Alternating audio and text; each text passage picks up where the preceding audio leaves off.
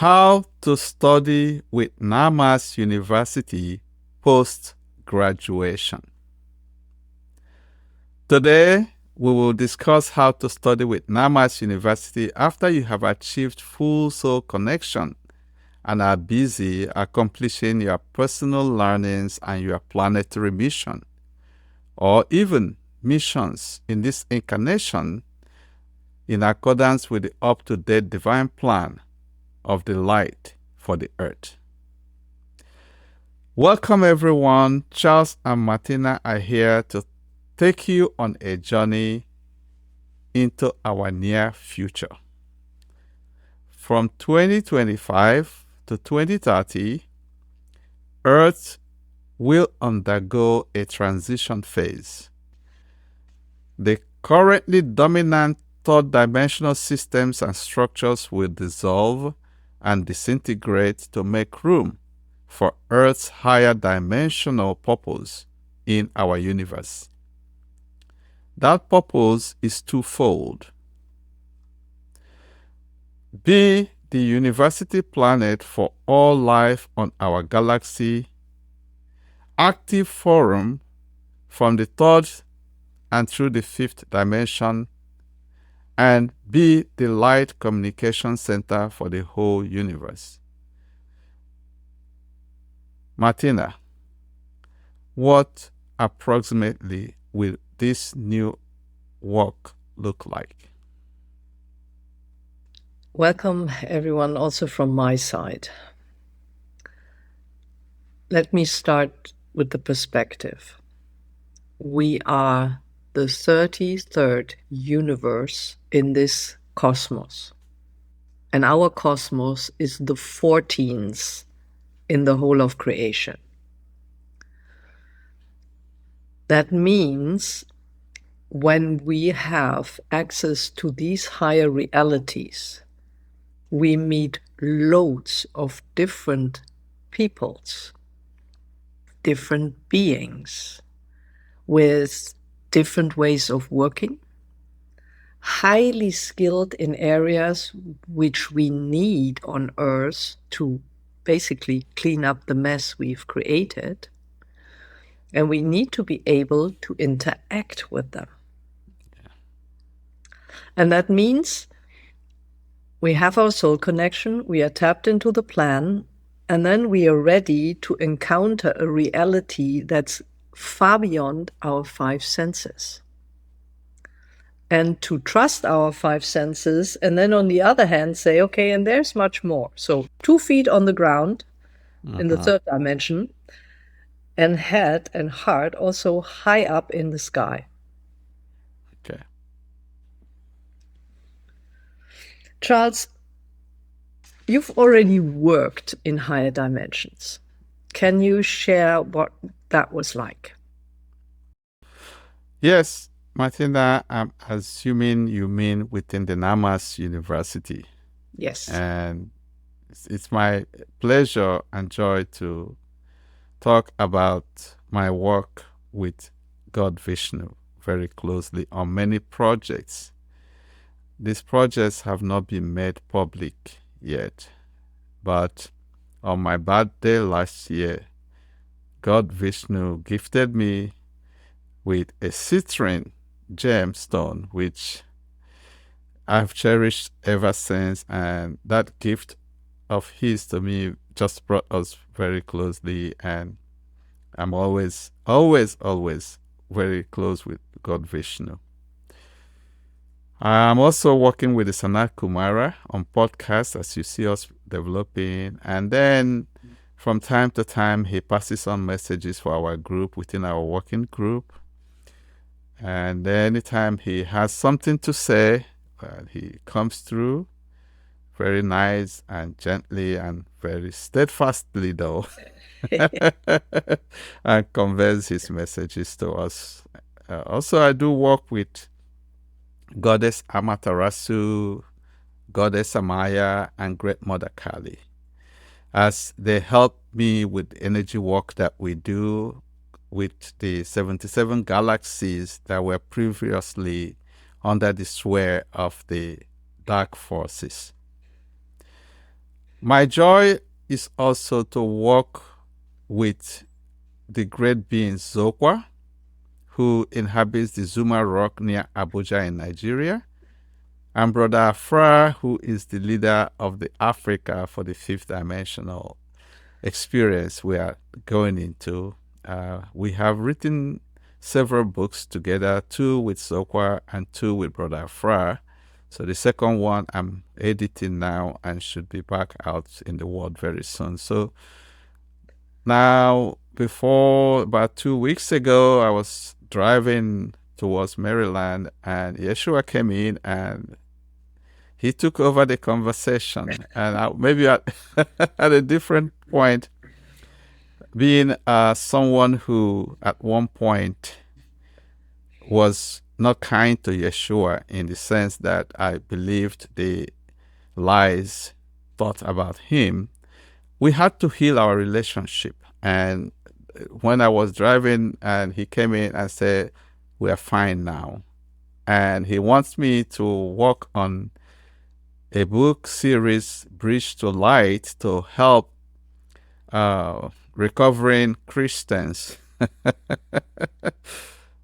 understand him as one of our brothers and not a savior or a God, which is something that I had committed myself to in the past in not understanding the relationship. So I am very pleased and happy that we have mended our our relationship, and because he's always very dear to me.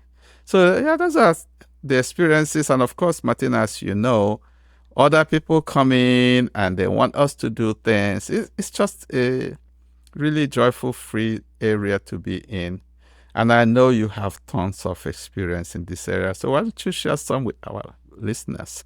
Okay, let me share some experience that I made with another race, the SZOKWAND, who contributed the 12-strand sun diamond DNA when Earth was created, prepared to take up the mission in our galaxy. Yeah. And during the integration talks with the dark side of Earth, there was a point where we were, let me use the word, in deep, and we needed help. And the SANAT KUMARA directed my colleague and me to teleport to the people of the SZOKWAND. And interestingly enough, I couldn't see them. My vision was blurred. My intuition was crystal clear in my feeling. So we both arrived there. We stated our problem, my colleague and I, and he could see them clearly.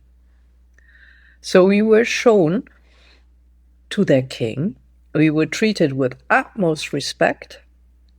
We received a gift. We brought a gift.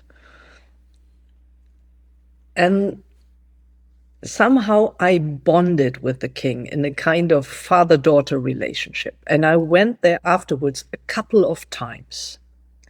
And then something odd happened. They helped. They got us out of our problem. Yeah. But he only told us 90% of the story. He did not admit that in the past they had also once collaborated with the dark forces. And later on he admitted that. But still my vision of him was blurred. And my colleague said, "Well, don't you see that? They're huge praying mantises, about 3 meters tall, in gold." Wow. And I said, "What?" So I went to see King Notos regularly, as you would go out in the evening to see a friend and have a walk with. I went to him, see him, and we had something you could call tea in the garden. And at one point he said, "Are you now prepared to see me?" And I said, "What do you mean?" And he said, "If I show myself, or would have shown myself initially, I would have scared you off. Okay. Because you react." And indeed, he looks like a 3 meter tall praying mantis, completely in gold. Wow. I wouldn't have been ready Yeah. for that. But here we started to build a relationship that was based on we feel comfortable with each other. Yeah. Then we had a hiccup. We mended the hiccup. And only then he felt like, okay, if I show myself now, she will be able to handle that. Yeah. And now we are best of friends. If somebody else says, I have a tough day in the office and I'm going to see a friend, I can sit very well at home on the couch and teleport to them and have a relaxing hour in their lush green environment. So I don't need to go to a park. No, that's wonderful. And that is the kind of experience we can expect, all of us can expect to make with other races coming here. Yeah. And that's why it's so crucial in postgraduate studies that we at Namas University help you to get familiar with different body shapes. And of course, they have different habits. Yeah. What I discovered is the same with all of them. And I've encountered now some, I would say, 20 to 25 different races and interacted with them. You always bow and show respect. Okay. You always bring a small gift. Yeah. But the main thing is you listen more than you speak. Yeah. You are the one who knows the least. Even though you say, yeah, I'm from Earth. Right. Earth is the troubled child that needs to learn. Yeah. And I've experienced enormous kindness and jaw-dropping moments of how you could do things, organize things. And say for one time, I've always been helped. I've always been helped. And that is something that really shifted my attention to that. So once graduated, this is going to be fun. Wow. Thanks for sharing that, Martina. Thanks for sharing that. As we prepare to welcome beings from different parts of our galaxy and the universe, they will take different shapes and forms. Look, we say you are a human being, I'm a human being. But what we do is we look at the dense physical body. Yeah. Whereas whether you're human or another species is determined on soul level. Currently, there are many deva souls incarnated in a body that looked like ours. That doesn't say a thing. Or that we have the tendency to believe animals are of lesser consciousness, abilities, worth or not. Not true. Not true. Start talking to the birds. Start talking to the dogs. I'll give you an example that happened to me last week. I was in the Netherlands on duty for Mother Mary, walking along a very broad footpath. And an elderly gentleman with a dog on a leash came towards me. And you could see the dog was old and he had kind of cancer, I don't know what it was, in his face, and his eyes were droopy. The dog crossed over the owner, came towards me to get a portion of healing light. Good. And you could see it absorbing it, and also the owner kind of lifting himself up. They needed the energy. That's the joy you have here walking around on Earth. Yeah. Shining the light, energizing and supporting people. Yeah. And without, that you announce anything or say anything, it was a cold day. And I was on my way from place A to B where I had to be for Mother Mary. But, open yourself up. You are here to give something. And it might be that you give to an elderly gentleman through his dog and to the dog. Or when you sit in a park on a bench and the birds start talking to you. Yeah. That is the joy of post-graduation. Yeah, it is. It is.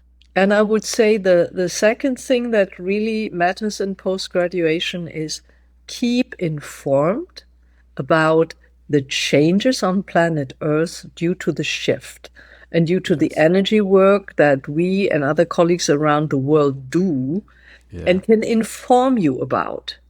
So something happens on planet Earth where you say, what is this? Yeah. And most of the time we'll be able to explain it. Yeah.